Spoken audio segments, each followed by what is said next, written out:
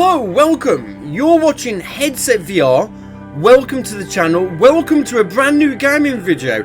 Now today I'm going to be having a little bit of a look at Slitterheads, which was a game that came out literally within the last week or so, and we're going to be playing this game in UEVR.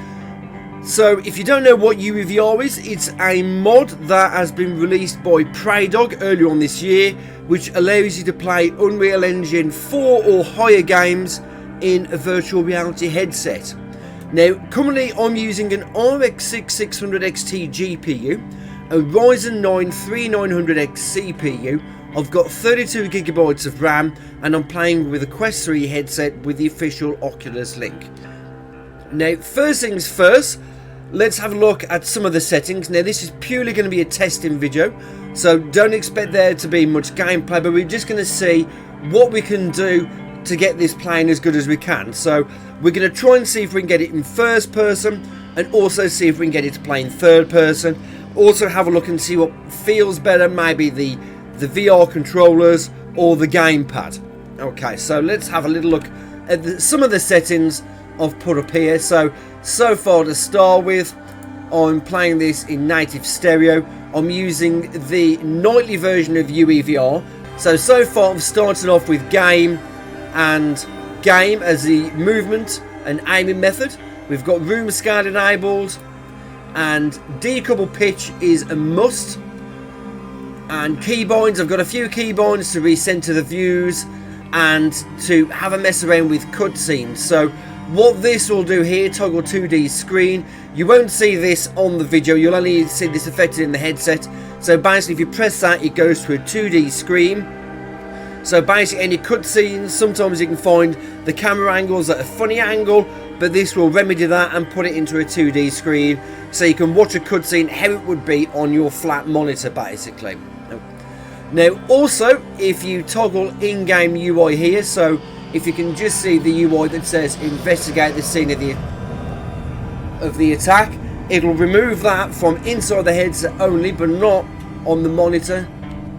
And also disable VR, that will turn the game to flat on the monitor, and in the headset it'll just freeze, and you can re-enable it to go back. Again, that's something you can use for cutscenes. So if you want the cutscene to look good on the monitor rather than in your headset, you disable VR. Now after you've used toggle 2D screen or disable VR, what you would also use is disable your object hook as well. So what that will do is, if you've disabled the character mesh to make it invisible, to make the game more immersive as first person for example, that will re-enable those character meshes. So basically if the character is invisible and you've got a cutscene, the character will be invisible in the cutscene unless you hit this. Now I've also put in the compatibility section, horizontal projection and vertical projections I've put as symmetrical. And now what I'm going to do is have a quick look in the settings to see if we can get this playable as first person or how it looks. Otherwise we can just play it in third as we are here.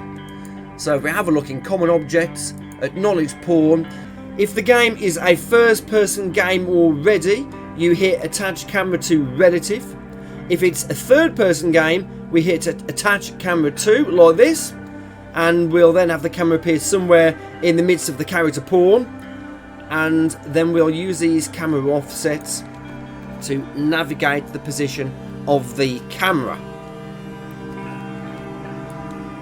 So this will make it rise vertically, and as you can see I'm just there somewhere in the character's head.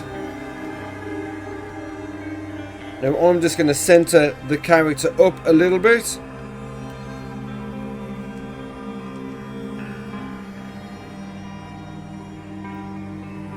Now what I'm going to do is just raise it a little bit above and a little bit behind the character.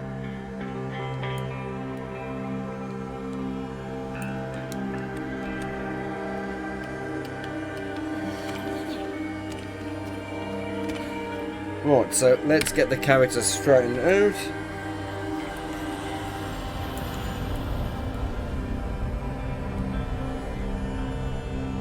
Right, so we've got the character pretty much straightened out just there. Okay, so then we'll click Save State, and then we'll have a look in Components. What we want to find is a skeletal mesh, or a character mesh. There we go, there's a character mesh, just there. So we look on that, and then we'll make invisible. That hasn't done it, but we'll save visibility state. And then we'll click Skeletal Mesh Component Head. And there we go. That's made the character completely invisible. So there we go. If I just press that to minimise that down. Now while we're here, we'll have a look and see if there's any weapon meshes. It doesn't look like there is. I think most of the weapons are melee anyway via the character. But we're going to close the menu down now. Like this. And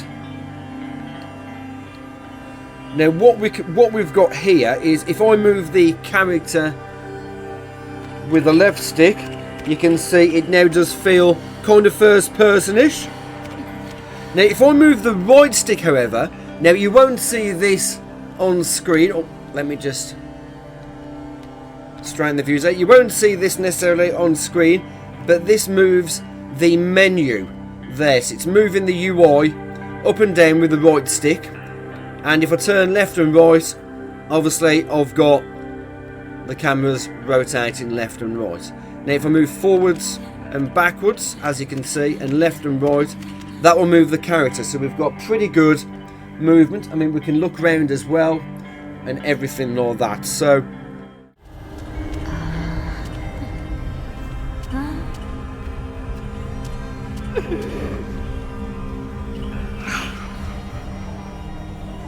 right, so having a look round.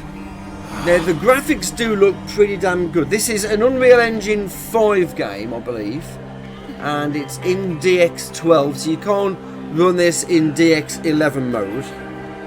But we're going to see how we go in first person. But just to show you what I was referring to before, if I disable your object hook now, we go into third person mode, as you can see here, like that, and press it again, we're back into first person.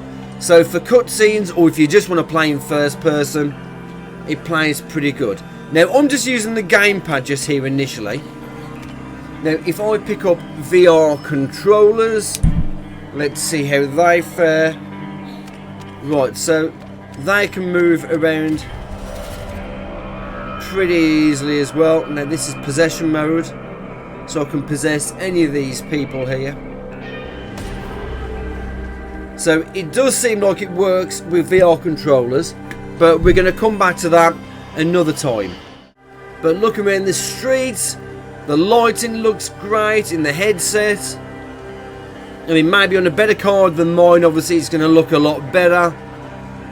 But otherwise, immersion wise, this feels pretty damn great. It does feel pretty damn great, and I've shown you how you can get this set up to play in first or third person. Okay, right, so we've got to go around the back door. I'm not going to make any comments about going around the back entrance. Right, so we can't go that way.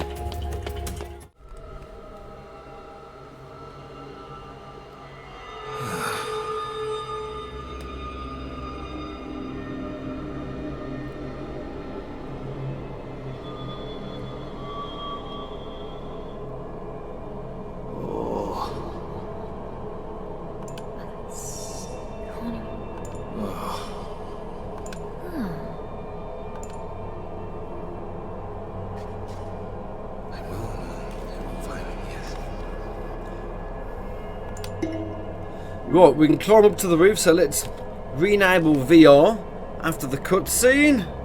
And your object hook. And that's it, we're back into first person. So now we need to investigate the rooftop.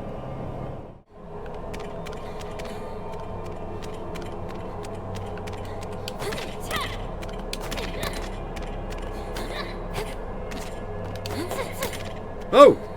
That's not something you see every day, is it?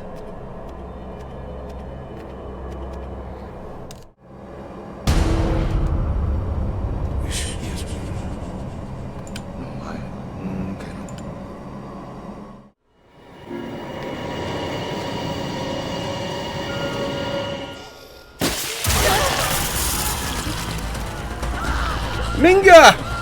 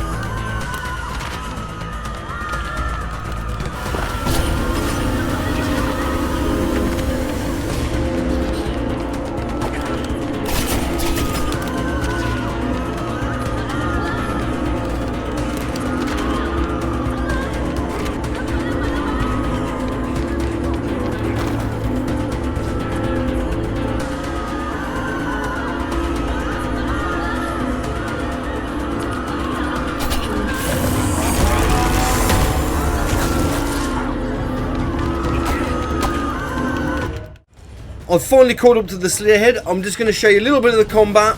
Now, there is a tutorial for it. It can be quite tricky, so it is worthwhile getting used to it. As you can see, it's got the controls on the screen. So we're just going to have a go at this, and then we're going to end the video here. So I would advise, if you do the combat, to play it in third person. It makes it a little bit easier, because there is a big thing in this game about possessing different bodies and bouncing around to keep the game going. Here we go. So always keep your guard up, and then you have to time that with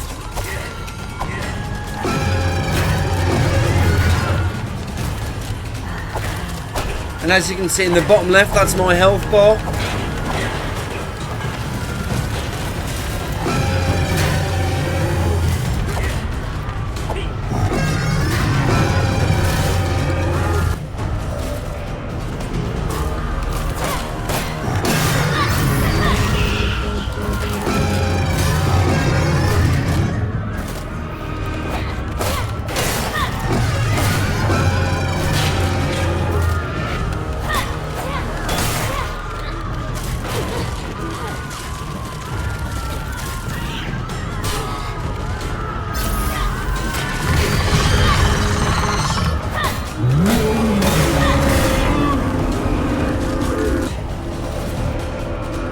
Well, let's jump to someone else.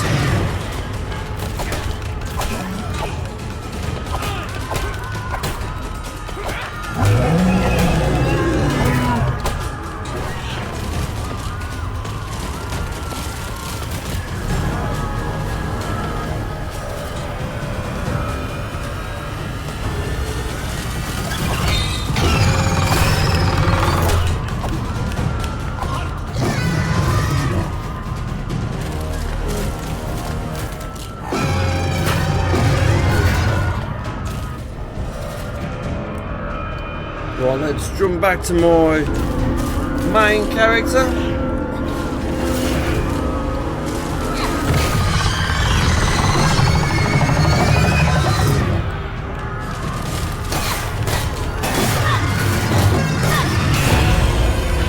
And we've got him. Okay, as you can see in the corner here, these are some of my abilities as well.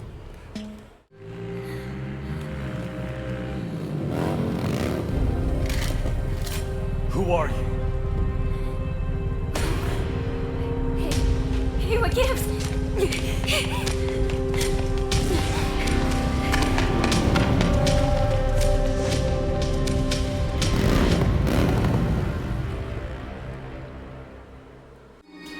Okay, so it seems I've gained a skill token, so rather than mess around with that anymore, I'm just going to end the video here. So this will just show you how to play the game in first person and third person using a VR headset with Prey Dog's UEVR injector. Now, if you can support the channel, that'd be fantastic.